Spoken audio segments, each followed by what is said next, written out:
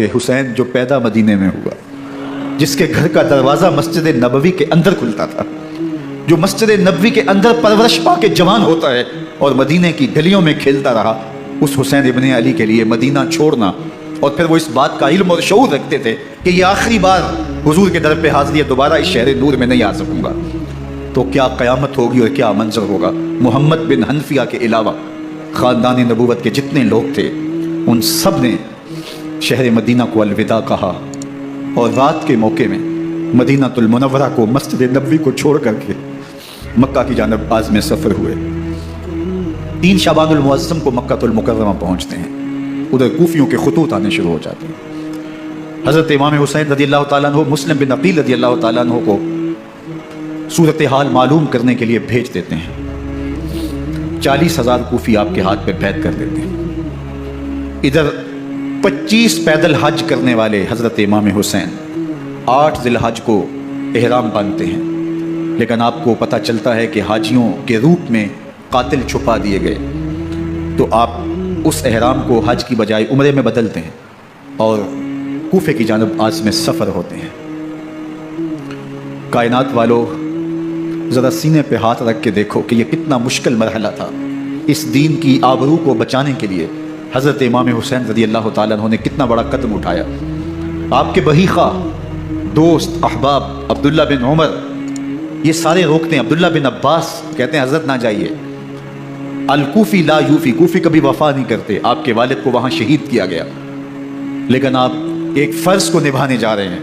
میرے غم گسارو میرے مہربانوں، نہ روکو مجھ کو جانے دو، مجھے نانے کے دی کی ڈوبتی کشتی بچانے دو، میں جاتا ہوں کہ دنیا پر وفا کا نام رہ جائے، میں رہوں نہ رہوں پر عظمت اسلام رہ جائے۔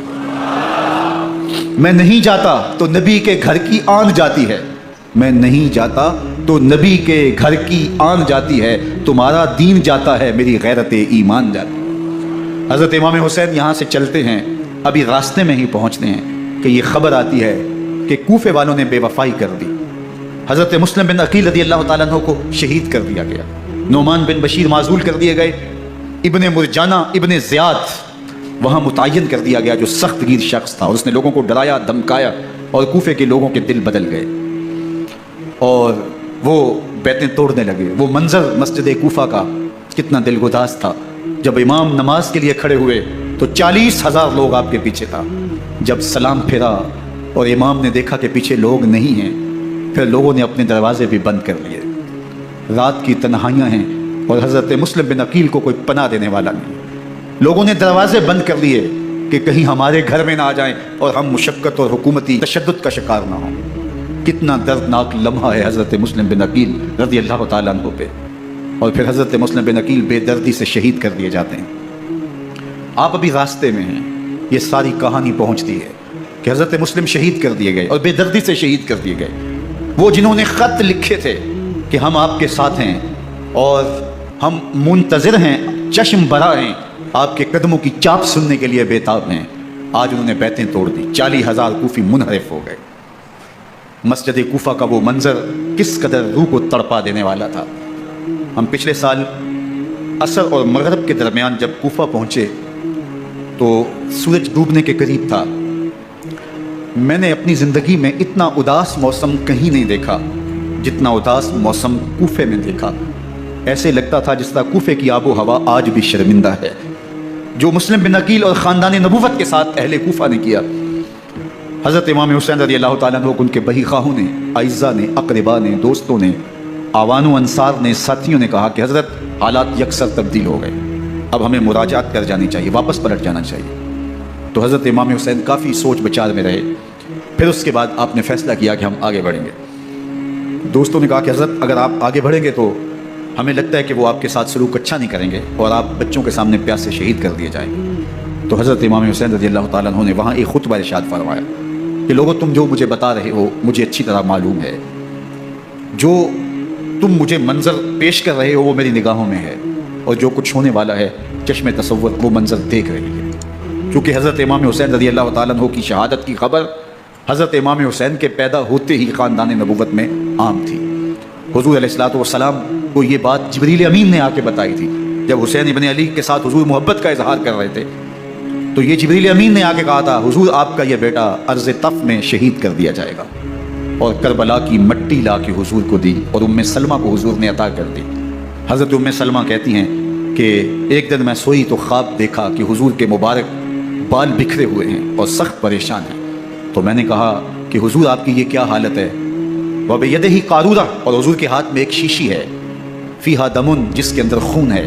تو میں نے کہا حضور یہ کیا؟ فرمایا میں قتل گاہ حسین سے آ رہا ہوں اور یہ حسین ابن علی کا خون ہے۔ تو کہا 10 محرم کا دن تھا، دوپہر کا یہ منظر تھا، میں کیلولہ کر کے اٹھی، جب میں نے دیکھا تو وہ شیشی جس میں کربلا کی مٹی رکھی تھی وہ خون بن چکی تھی۔ تو یہ خبر پہلے دی گئی تھی، یہ بتا دیا گیا تھا۔ فرمایا میرے دوستو جو تم مجھے بتاتے ہو میں اس سے بے خبر نہیں ہوں، یہ سب کچھ ہونے والا ہے، لیکن اس کے باوجود میں کیوں جا رہا ہوں؟ تو آپ کا ایک تاریخ ساز جملہ ہے جو کربلا کے فلسفے کو ہمارے سامنے رکھتا ہے کہ یہ اتنا بڑا امتحان کیوں دیا۔ حضرت امام حسین رضی اللہ تعالیٰ عنہ نے فرمایا وَلَكُمْ فِي أُسْوَةٌ، میں اس لیے جا رہا ہوں قیامت تک ظلم، جبر اور ناانصافی کے خلاف کھڑے ہونے والوں کے لیے کوئی نمونہ تو ہو۔ میری زندگی قیامت تک ظلم، جبر اور استحصالی نظام کے خلاف کھڑے ہونے والوں کے لیے نمونہ ہے۔ تو حضرت امام حسین رضی اللہ تعالیٰ عنہ نے حق اور باطل کے درمیان ایک سرخ لکیر کھینچ دی اپنے خون سے۔ اب حق اور باطل کا امتیاز کرنا مشکل نہیں ہے، کوئی باطل پہ اڑا رہے تو الگ بات ہے، لیکن امتیاز کرنا مشکل نہیں ہے۔ حدود بالکل واضح کر دی۔ اقبال نے یہاں کتنی خوبصورتی کے ساتھ اس مضمون کو نبھایا۔ سرخ رو عشق غیور از خون ہو، شوخی ای مصرع از مضمون ہو، تا قیامت قطع استبداد کر، موج خون ہو چمن ایجاد کر۔ ایک جہاں آباد کر دیا، حق اور باطل کی راہیں اجال دی۔ اب لوگوں کو یزید کا چہرہ پہچاننے میں دیر نہیں لگتی، وقت کے ہر یزید کا چہرہ آسانی سے پہچانا جا سکتا ہے۔ یہ معرفت زمانے کو کروائی کس نے؟ حسین ابن علی نے کروائی رضی اللہ تعالی عنہ۔ تو حضرت امام حسین نے فرمایا کہ جو میرے ساتھ ہونے والا ہے میں اچھی طرح جانتا ہوں، لیکن میں اس کے باوجود آگے بڑھوں گا۔ پھر بڑھے اور کربلا میں جا کے خیمہ زن ہو گئے۔ 7 محرم کو پانی بند کر دیا گیا۔ پانی بند ہوا تو کھانا بھی میسر نہیں تھا، لیکن ذکر پانی کا ہوتا ہے اس لیے کہ کھانے کے بغیر انسان کئی دن کاٹ لیتا ہے، لیکن پانی کے بغیر گزر نہیں ہوتی۔ تو فرات کی نہر سامنے اپنی موجوں کے ساتھ چمک رہی ہے، لیکن ایک قطرہ آب بھی آل رسول کو نہیں دیا جا رہا۔ کائنات کے اندر ایسے انوکھے امتحان بھی ہوتے ہیں، وارث ہوں ساقی کوثر کے، مالک ہوں حوض کوثر کے، اور بیٹے ہوں ساقی کوثر کے، اور آج ایک بوند پانی کی بھی میسر نہ ہو۔ صبر کا امتحان ہے، عزیمت کا امتحان ہے۔ حضرت امام حسین رضی اللہ تعالیٰ عنہ خیمہ زن ہو گئے، 3 دن تک پانی بند رہتا ہے۔ 9 محرم کو رات کی تنہائی میں حملہ آور ہونا چاہتے ہیں، لیکن آپ نے کہا کہ ہمیں اللہ کے حضور عبادت اور ذکر کے لیے وقت دیا جائے۔ ساری رات ذکر میں گزرتی ہے، عبادات میں گزرتی ہے۔ رات کے اندھیرے میں آپ چراغ بجھا دیتے ہیں۔ آوان و انصار کو کہتے ہیں کہ ان کی دشمنی میرے ساتھ ہے، انہیں میرا خون چاہیے، اگر تم رات کی تاریکی میں نکل جاؤ تو میں تم سے کوئی مواخذہ نہیں کروں گا، اور یہ بھی تمہارا پیچھا نہیں کریں گے، اس لیے کہ ان کا مطلوب تم نہیں ہو، ان کا مطلوب میں ہوں۔ جب چراغ جلایا تو کوئی بھی نہیں گیا۔ مسلم بن نوسجہ کھڑے ہو کے کہتے ہیں حضرت اگر ہمارے بدن کو 70 بار کاٹا جائے اور جلایا جائے اور ہواؤں میں اڑا دیا جائے پھر بھی آپ کا ساتھ نہیں چھوڑیں گے۔ 70 سال کے بوڑھے ہیں حبیب بن مظاہر، کہتے ہیں حضرت آپ کو چھوڑ کے جائیں کہاں، آپ کو چھوڑ کے جائیں کہاں؟ کوئی ساتھ چھوڑنے کے لیے تیار نہیں ہے۔ پیاس ہے، سخت گرمی ہے، کربلا کا ماحول ہے، 72 افراد اور خاندان کی خواتین میدان کربلا میں خیمہ زن ہیں۔ دوسری طرف لشکر اعداء اشقیا 22,000 کی تعداد میں مقابلے میں، ایک روایت 30,000 کی ہے۔ ان صرف 72 پیاسے لوگوں کے لیے اتنے لوگوں کو جمع کرنے کا مقصد خوف زدہ کرنا تھا۔ شرط ہے کہ یزید کی بیعت کر لیں، محاصرے توڑ دیں گے، پانی دستیاب ہوگا، اعزاز و اکرام سے نوازا جائے گا، خزانوں کے منہ کھول دیے جائیں گے۔ لیکن حسین ابن علی کہتے تھے سب کچھ لٹ جائے گا، باطل کے ہاتھ پہ ہاتھ نہیں رکھوں۔ اللہ اکبر۔ اب صبح طلوع ہوتی ہے، عاشور کا دن چڑھتا ہے، سورج اپنی پوری تمازت کے ساتھ گرمی برسا رہا ہے۔ آج خاندان نبوت کا امتحان زمانے نے دیکھنا ہے۔ رسول اللہ کا لعاب چوسنے والا اس کے صبر کا آج امتحان ہے، حضور کے کندھوں پہ کھیلنے والے حسین کا آج امتحان ہے۔ اللہ اکبر۔ حسین ابن علی تمام حجت کرتے ہیں میں نے تمہارا کچھ نہیں بگاڑا، میں نے کسی کا خون نہیں کیا، میں نے کوئی زیادتی نہیں کی، تم کیوں میرے قتل کے در پہ ہو؟ تم جانتے نہیں میں کون ہوں؟ میں تمہارے نبی کا نواسا ہوں، رسول اللہ صلی اللہ علیہ وآلہ وسلم کے کندھوں پہ کھیلتا رہا ہوں، حضور کا لعاب چوستا رہا ہوں، اور میں بوسا گاہے رسول صلی اللہ علیہ وآلہ وسلم ہوں۔ لیکن ان اشقیاء کے دل پر کوئی چیز اثر انداز نہیں ہوتی۔ ایک ہر ہے، اللہ اس کے دل میں نرمی ڈالتا ہے۔ پہلے تو امام حسین کو گھیر کے لے کر کے آتا ہے لیکن بعد میں وہ قافلہ یزید سے قافلہ حسین کی طرف آ جاتا ہے۔ امام حسین فرماتے ہیں تو دنیا میں بھی ہو رہا ہے، آخرت میں بھی ہو رہا ہے، آزادی مل جاتی ہے۔ باقی 22,000 کا لشکر جرار امام حسین کے قتل کے طرف آئے۔ پھر تاریخ نے خاندان نبوت کا وہ انوکھا امتحان دیکھا۔ حضرت امام حسین کے بچے بالخصوص خواتین پیاس کی شدت میں حلق خشک ہے۔ حضرت سکینہ تڑپ کے اپنے باپ سے کہتی ہیں کہ مجھے 6 ماہ کے علی اصغر کی پیاس نہیں دیکھی جا رہی۔ بچے کو ہاتھوں پہ اٹھاتے ہیں اور نہر فرات کے کنارے پہنچ کے فرماتے ہیں اشکیاق سے مخاطب ہو کے، تمہارا معاملہ میرے ساتھ ہے، اس 6 ماہ کے بچے نے تمہارا کچھ نہیں بگاڑا، اور چلو بھر کے اس کا حلق سیراب کرنا چاہتے ہیں۔ ایک دو شاخہ تیر آتا ہے جو حضرت علی اصغر کے گلے کو چیر دیتا ہے۔ راوی لکھتے ہیں کہ وہ عام تیر نہیں تھا، جانوروں کو شکار کرنے کے لیے جو بڑے تیر ہوتے ہیں وہ 2 شاخہ تیر تھا۔ وہ گردن کو کاٹ دیتا ہے، خون بہنے لگتا ہے، گردن لٹک جاتی ہے۔ حضرت امام حسین وہ بہتا ہوا خون اپنے چلو میں لیتے ہیں اور آسمان کی طرف اچھال کے کہتے ہیں مالک حسین کی یہ قربانی بھی قبول فرما۔ یہ تماشا لب بام نہیں ہے، بچہ بیمار ہو ڈاکٹر جواب دے دیں، ماں باپ کے ہاتھ پھول جاتے ہیں، زندگی کی سانسیں ابھی چل رہی ہوتی ہیں، لیکن ڈاکٹر کہے کہ یہ میرے بس کا روگ نہیں ہے، کہیں اور لے جاؤ، تو زندگی کا لف و نشر غیر مرتب ہو جاتا ہے۔ میں سلام پیش نہ کروں حسین ابن علی کو، 6 ماہ کا علی اصغر ہاتھوں میں دم توڑتا ہے، گردن لٹک جاتی ہے، خون بہ رہا ہے، اب خیموں کی طرف بڑھ رہے ہیں، لیکن زبان پہ شکایت نہیں ہے، کہتے ہیں مالک حسین کی یہ قربانی قبول کر لے۔ اب خیموں کی طرف آنا، شہر بانو، ام رباب، سیدہ زینب، حضرت سکینہ سلام اللہ علیہا کا سامنا کوئی آسان کام نہیں تھا، لیکن حسین ابن علی آتے ہیں، شہزادے کو یہاں خیموں کے قریب رکھ کے کہتے ہیں کہ یہ حوض کوثر سے سیراب ہو گیا ہے۔ اللہ اکبر، کوہرام مچ جاتا ہے خیموں کے اندر، کیا منظر ہوگا اور ان کو کن الفاظ کے پیرائے میں ڈھال کر کے ان کیفیات کو بیان کیا جا سکتا ہے جو اہل بیت کے خیموں کے اندر علی اصغر کی شہادت کے بعد کا منظر رقم ہو رہا ہوگا۔ اللہ اکبر، ادھر اشکیا آوازیں دے رہے ہیں، مبارزت کے لیے پکار رہے ہیں۔ زمانے نے پھر وہ منظر بھی دیکھا کہ جوان بیٹے کو 18 سال کی کمائی حضرت امام حسین میدان عمل میں بھیج رہے ہیں۔ وہ علی اکبر جو حسین کا نور نظر ہے، آنکھوں کا قرار ہے، دل کی تسکین ہے، اور پھر حضرت علی اکبر جب گھوڑے کی زین سے فرش زمین پہ گرتے ہیں تو باپ کو آواز دیتے ہیں، اور حضرت امام حسین جو ہے وہ آگے جا کے بیٹے کی لاش اٹھاتے ہیں۔ اللہ اکبر، 18 سال کے بیٹے کی لاش کو کندھوں پہ اٹھا کے خیموں تک لاتے ہیں اور ہاتھ پھیلا کے کہتے ہیں مالک حسین کی یہ قربانی بھی قبول فرما۔ کبھی قاسم بن حسن کی لاش اٹھا کے لاتے ہیں، کبھی اون و محمد کی لاشیں اٹھا کے لاتے ہیں، بھتیجوں کی، بھانجوں کی، بھائی عباس کے کٹے ہوئے بازو اور زخموں سے چھدا ہوا لاشا۔ کیا کیا قیامتیں تھیں جو اس کربلا کے ایک میدان کے اندر نہیں توڑی گئیں۔ حضرت امام حسین پر دکھ پہ دکھ، تکلیفوں پہ تکلیفیں، اب 71 لاشیں اٹھا کے خیموں تک پہنچا چکے، اور ادھر مبارزت کی دعوت دی جا رہی ہے، آؤ میدان عمل میں آؤ، اب دیر کیوں کر رہے ہو۔ رسول اللہ کا حرم، رسول اللہ کی شہزادیاں جو نازوں میں پلی تھی، وہ کلیاں جو شبنم کا بوجھ بھی گوارا نہیں کر سکتی تھی، آج مصیبتوں کے پہاڑ ٹوٹ گئے۔ حضرت امام حسین کبھی شہربانوں کو، کبھی ام رباب کو دلاسا دیتے ہیں، کبھی حضرت زینب کو کہتے ہیں۔ حضرت زینب کربلا کے اس میدان کے اندر بڑے حوصلے کے ساتھ اپنے بھائی کے ساتھ کھڑی رہی، اپنے 2 بیٹے راہ خدا میں پیش کیے، ان کی لاشیں وصول کی، لیکن زینب جس جرأت کے ساتھ، جس پامردی کے ساتھ اس سارے منظر کو حوصلے کے ساتھ سہتی رہی، وہ یقیناً حوصلہ سیدہ زینب سلام اللہ علیہا کا ہی ہے، لیکن یہ وہ منظر تھا کہ زینب کا دل بھی ڈول گیا جب حسین ابن علی گھوڑے پہ بیٹھنے لگے، اور ان کو گھوڑے میں بٹھانے والا کوئی نہیں تھا، اور جو بھی سوار جاتا پھر واپس اس کی لاش ہی آتی اور حسین ابن علی لے کے آتے۔ آج حسین ابن علی جا رہے ہیں، زندگی کا سارا سرمایہ لٹ رہا ہے، حضرت زینب سلام اللہ علیہا سنبھل نہیں رہی۔ حضرت امام رضی اللہ تعالیٰ عنہ اٹھے اور آپ نے حضرت زینب کو صبر کی تلقین کی اور کہا کہ صبر ہی بہترین ذریعہ ہے اور اللہ کی قربت کا ایک بہترین سبب ہے، اور ان کو صبر کی تلقین کرتے ہوئے فرمایا کہ میرے بعد تم نے اس ذمہ داری کو سنبھالنا ہے، اور ان مخدرات اسلام کی، ان شہزادیوں کے پردے کی تم نے حفاظت کرنی ہے۔ اور پھر گھوڑے کی زین کس کے امام حسین لشکر اشکیا کی طرف بڑھتے ہیں۔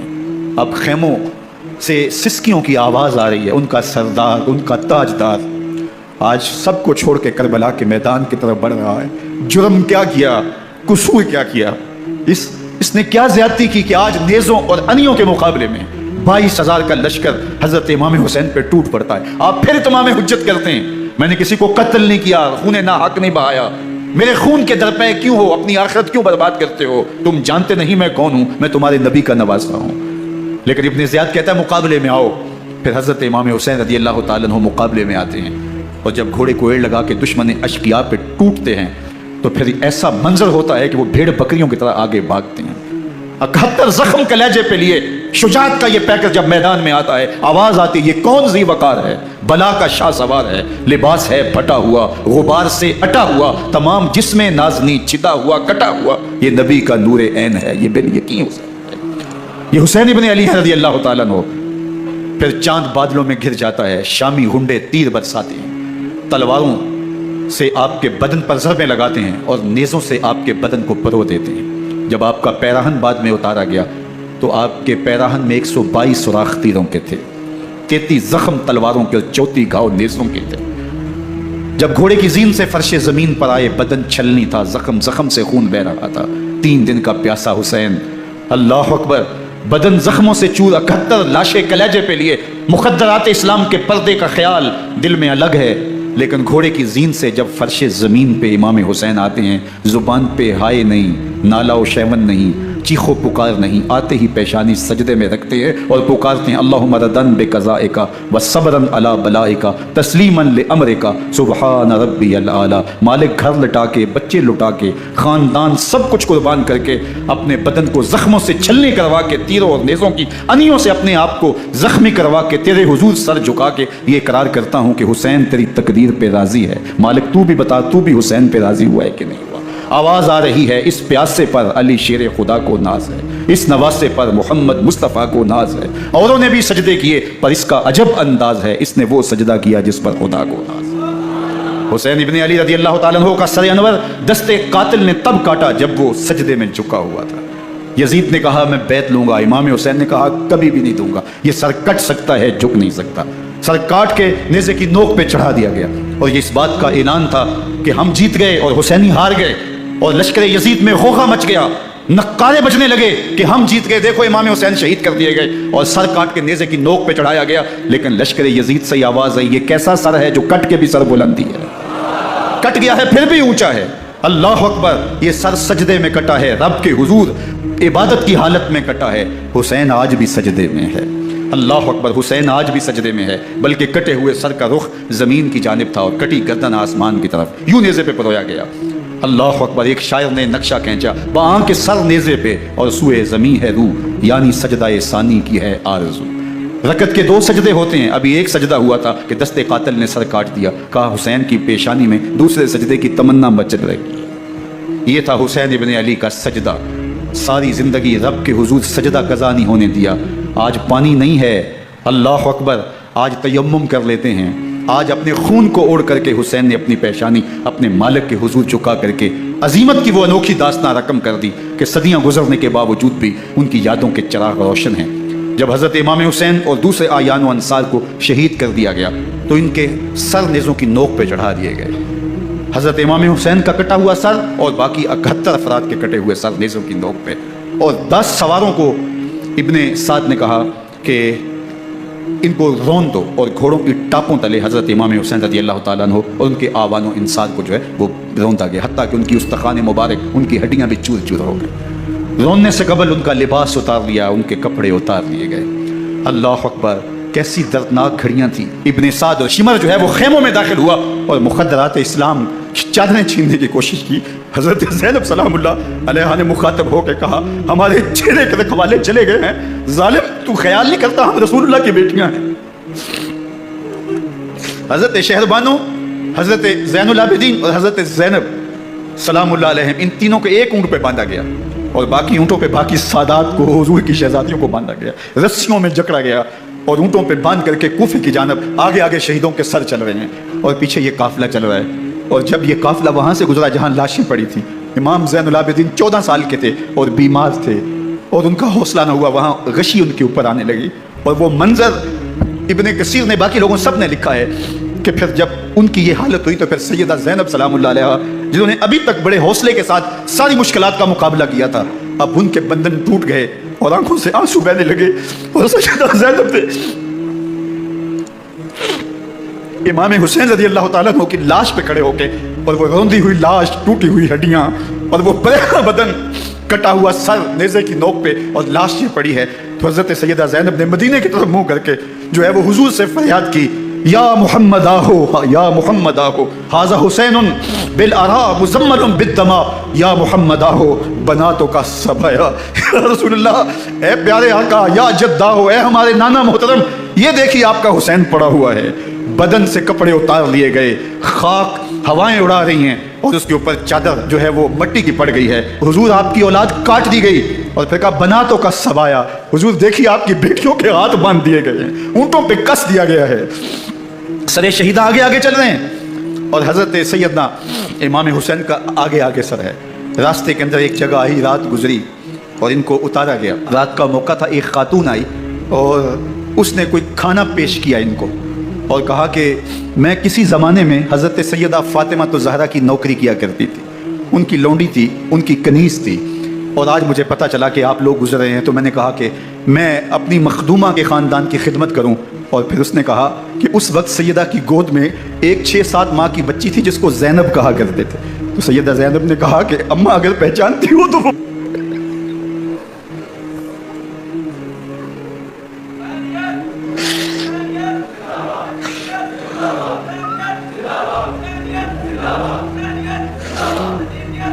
یہ تاراج اور لٹا ہوا کارواں پھر وہاں سے کوفے میں کیسے پہنچا، اور کوفے کے اندر سیدہ زینب سلام اللہ علیہا نے وہ یزید کے دربار میں، ابن زیاد کے دربار میں وہ جرأت آمیز جو باتیں کہیں، اللہ اکبر، زینب کی زبان میں علی کی خطابت بول رہی تھی، اور پھر دشمن اور دوست سارے رونے لگے، اور وہ کیا دل گداز منظر تھے۔ اور پھر یہ سروں کا قافلہ اور سادات کرام کا مشکیں کسی ہوئی ہیں اور اونٹوں پہ باندھے ہوئے، ان کو وہاں سے پھر قادسیہ، اور قادسیہ سے پھر دمشق یزید کے دربار میں پہنچایا گیا، اور وہاں سے یہ لٹے ہوئے خانمہ برباد تاراج لوگ مدینہ المنورہ میں کیسے پہنچے، اور اہل مدینہ نے کیسے استقبال کیا، اور وہ منظر کتنا دلگداز تھا جب اہل مدینہ زینب سے پوچھتے تھے زینب حسین کہاں ہے۔